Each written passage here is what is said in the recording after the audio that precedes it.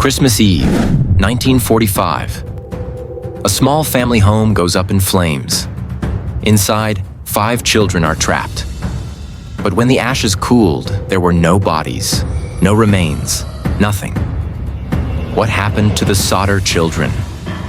Were they taken, hidden, or erased by something far darker than fire?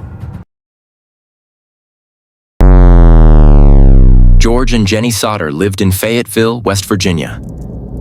A quiet town, a quiet life. They had 9 children, a warm home, and simple dreams. But like all small towns, shadows lurked behind the picture of perfection. George was outspoken, critical of Mussolini and the war. Enemies weren't hard to make, and soon, the Sodders would discover just how dangerous those enemies could be.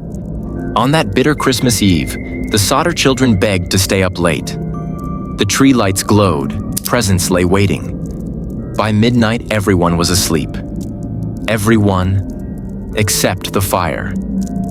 At 1 a.m., flames erupted, fast, violent, devouring the wooden home. George, Jenny, and 4 children escaped, but 5 were trapped inside, or so they thought. By dawn, the house was reduced to ash. Authorities searched for the remains of the children, bones, teeth, anything. But there was nothing, not a single trace of 5 human bodies in that fire. Experts said it was impossible. Fire could not burn that hot. Something was wrong. Something was missing. A ladder George always kept near the house? Missing. The family's phone line? Cut. A man had been seen watching the Sodder home days before the fire.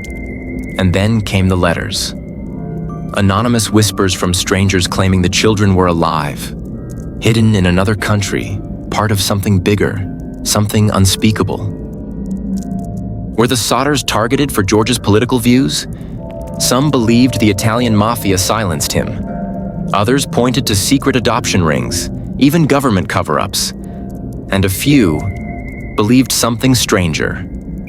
Witnesses claimed to see the children, alive, weeks after the fire, standing inside a car, peering through windows.